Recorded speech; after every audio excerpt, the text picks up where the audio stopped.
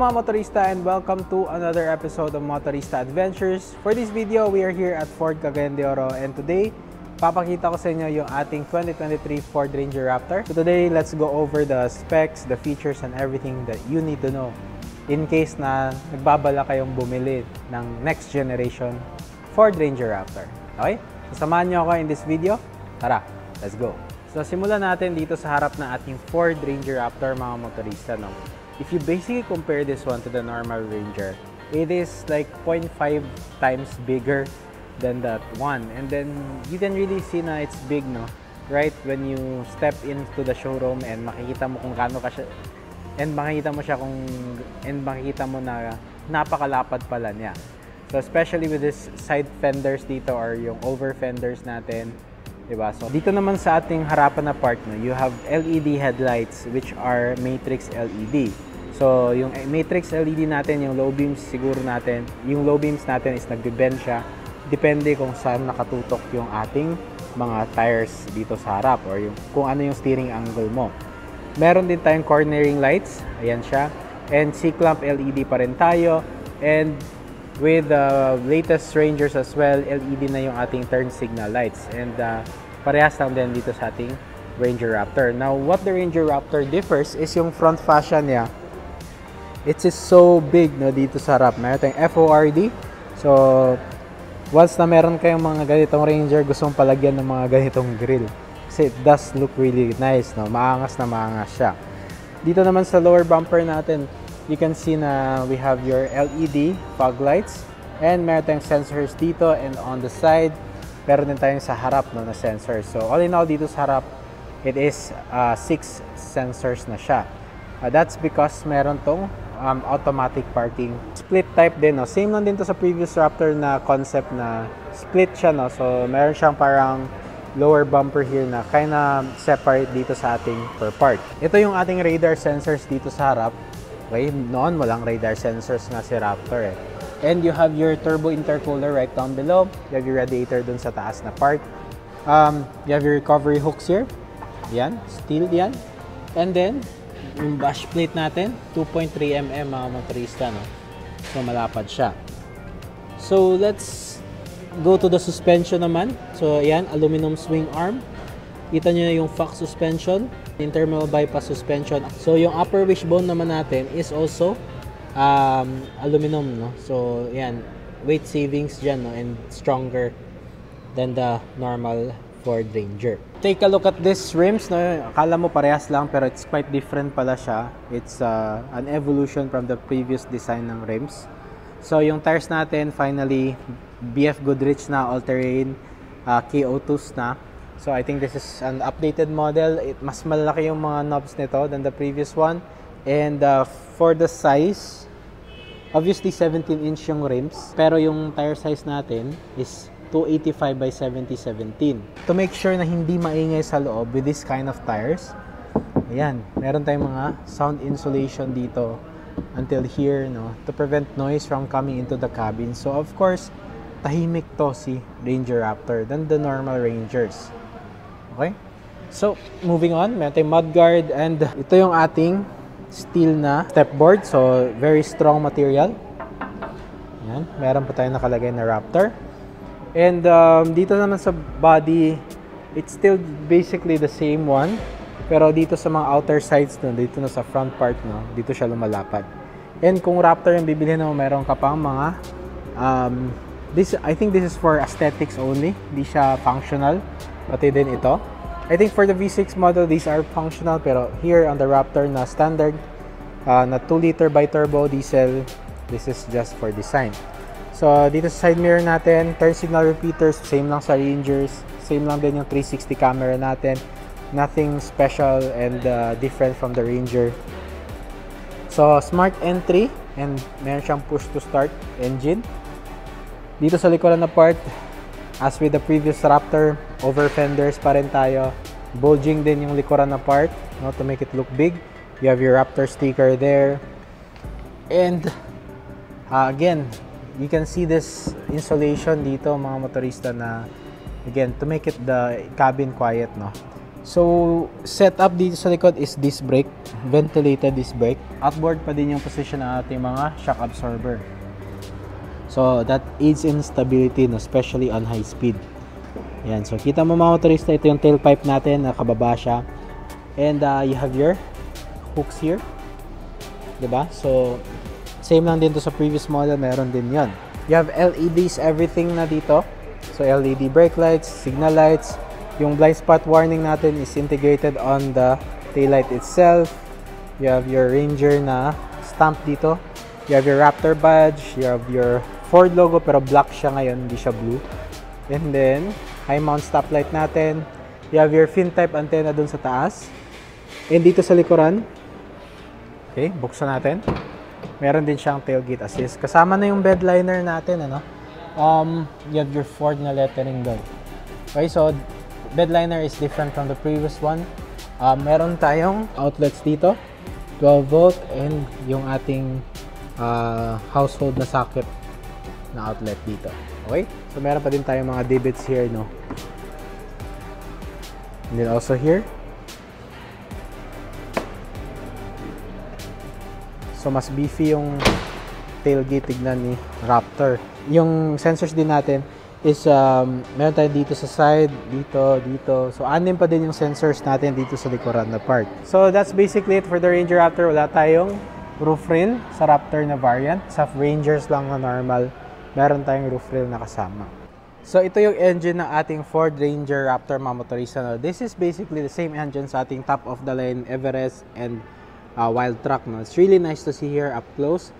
So for the Raptor, for the PH variant, you get one engine option. It is a 2-liter bi-turbo diesel engine that puts out around 500 Newton meters and 210 PS of maximum power. So napaka-decent naman yung power nito, figures, in my opinion. Pero it's not that talagang performance na engine, no? So I'd still want the B6, no, kung Raptor siguro. Pero that's my opinion. What do you think, no? Kita niyo naman, malaki yung battery natin. You have your fusible box here, maluwag dito sa harap.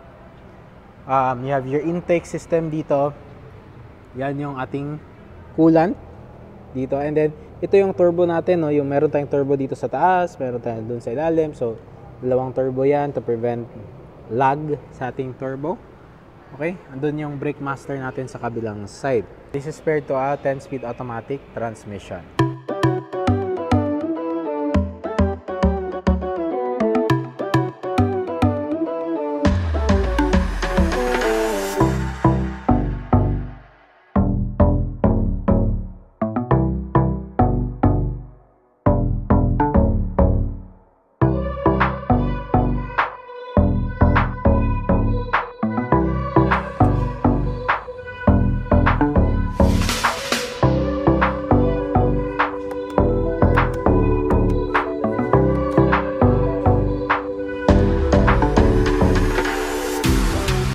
Motorista, we are inside the Ford Ranger Raptor and napaka-pogi niya dito sa looban ng part. But there are some changes.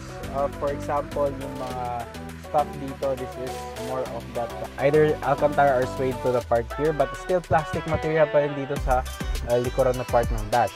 Dito din, no, it's stitched and has that parang suede material finish. And yung steering wheel natin is leather. And also, meron tayong Raptor na badge dito. For the Raptor, of course, meron tayong paddle shifters for this one. 10-speed automatic pala si Raptor, no? So, ito yung shifter natin. Basically, this is the same shifter sa ating top-of-the-line Ford Everest. It is tilt and telescopic siya, which is really nice. And when it comes to the buttons naman sa steering wheel natin, there's a lot of buttons dito, no? Just like the previous Rangers, kita nyo naman, you have your back button, OK button that controls the screen dito sa harap natin. And itong button na to, ayan, goes to the main menu. So you have choices here. You have My View, Trip and Fuel. Scroll down, you have fuel economy, seat belts, and driver assistance kung ano yung gusto mo makita. And going down, you have your off-road settings. So you have off-road status, Raptor status, you have pitch and roll, you can see that there. there's a lot of things that you can do on this full 12-inch display din na ating digital gauge.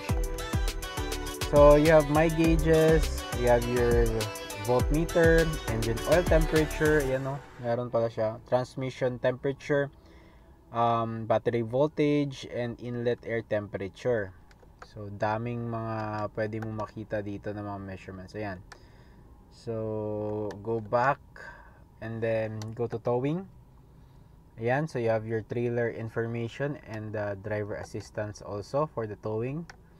And going back then, you have vehicle maintenance, audio, phone, vehicles, ayan, vehicle maintenance like tire pressure monitoring, ayan. So pwede mo makita yan lahat dito no, on the screen. Dito din, you have tire monitor, you have your digital rev counter here, meron kang gear position indicator. Dito sa kabilang side, no, you have your speedometer, you have your analog style na speedometer, but you also get your digital indication. I like na malaki silang dalawa. On the bottom part, you can see your headlight information here, like the park light and your automatic high beams. Meron din tayong outside air temperature here, mga motorista. You have your 4x4 mode, no, kung anong mode ka. So kaya naka 4 auto tayo.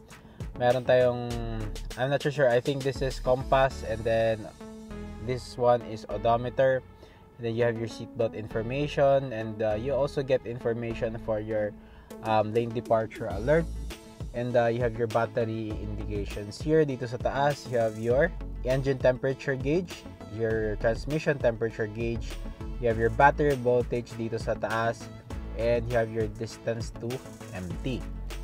Alright, now dito sa side, it is your controls pa din for your headlights, no? So you have your automatic mode, ito. Meron tayong yan.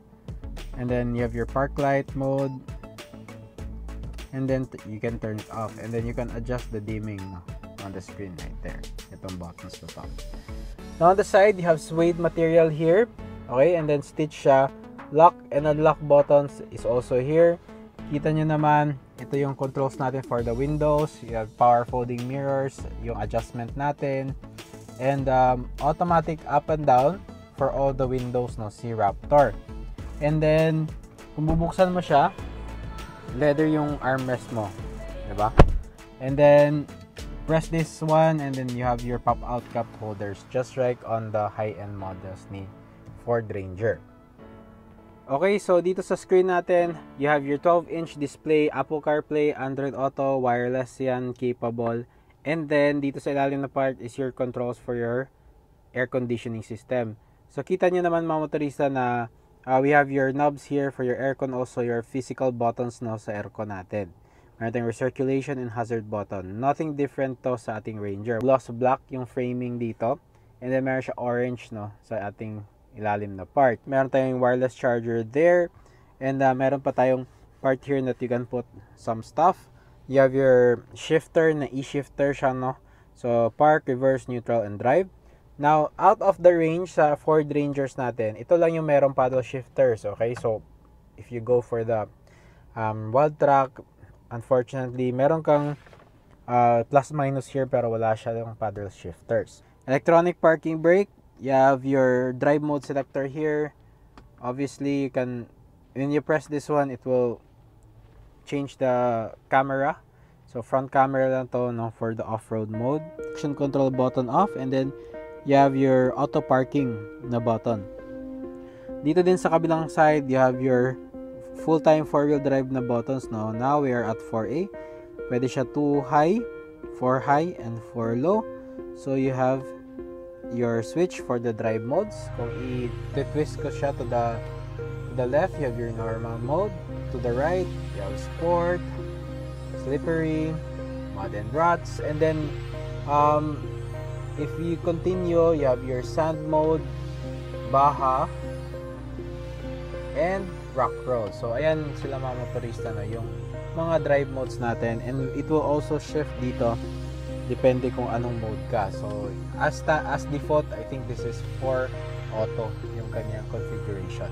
Okay, so sa passenger side naman natin, Yan, meron tayong upper compartment and lower compartment and it's lockable. Unfortunately, I'm not so sure why hindi siya damp yung ating glove compartment, no? For this price point, I think the damp compartment would be really nice. So, ito yung ating Raptor seats, no? Quite different from the previous model. It is kinda redesigned. Mas may pagka-contour siya dito na part, no? Looks really cool. Meron siyang Raptor na naming here. And yung ating overall na seat material is kinda leather. Meron tayong mga suede finish here on the sides dito, and also with orange na leather part on the sides, no? Meron din tayong mix of stitch material like black, and then meron din siyang parang red orange here. Dito sa taas, you still have your standard dimming rear view mirror, auto dimming yan, and the aux switches natin. So, kung meron kang mga aux na pwede mo siyang i-line, you just have to check the manual kung paano mo siya i-wire para makakapasok siya dito sa mga switches na to. Dito naman, you have your vanity mirror. And then, dito naman sa kabilang side, same lang din, just vanity mirror, wala siyang ilaw. For the airbag count, meron tayo dito, driver, passenger. I think we have knee airbags. I'm not so sure about it. Wala naman nakalagay dito. But for the side curtain, meron din siya. So, either 6 to 7 airbags to mga motorista. Lalagay ko na yung exact airbag count, no, dito sa ating Ranger Raptor. So, I think that's about it, no? Aside from that, you have your USB Type-C here and the USB Type-A. So, when it comes to driver aids naman, si Ford Ranger Raptor gets everything that you'd want in a vehicle nowadays. So that's adaptive cruise control with stop and go function. Meron tayong lane departure alert, lane keeping assist. Meron din tayong road departure mitigation. And also the likes, no, ilalagay ko talaga kasi sobrang dami ng mga safety features nito in terms of the advanced safety features. But the standard, you get ABS, EBD traction control, and stability control. Right? Motorista, yung price ng ating Ford Ranger Raptor dito sa CDO is 2,409,000. Meron na yung freight na kasama. Pero, pwede din silang walang freight pero dun na kukunin sa Manila, no? Dito sa CDO. So, depende na din kung saan mo kukunin yung Ford mo dito sa kanila na merong freight, or you can get it, no, at Manila. I think Ford Global daw. 2,339,000 sa Manila price, dito sa kanila 2,409,000. Kasama na yan yung freight on board. Okay? So ayan mga motorista, this is the Ford Ranger Raptor. What do you think sa kanya? In my opinion, a lot has been upgraded, pero if you already have a Raptor, no, I think parehas-parehas lang din siya. Okay? Hindi siya ganun ka drastically different talaga. So sana din na yung V6, sobrang different siguro niya. Especially to drive. This one, I think it will ride and drive similar to the previous Ranger Raptor, no? With some updates, especially the interior and also the suspension, merong slight updates done. Okay, so ayan mga motorista. Once again, this is Adrian. You're watching Motorista Adventures, and I'll see you on the next episode. Bye-bye.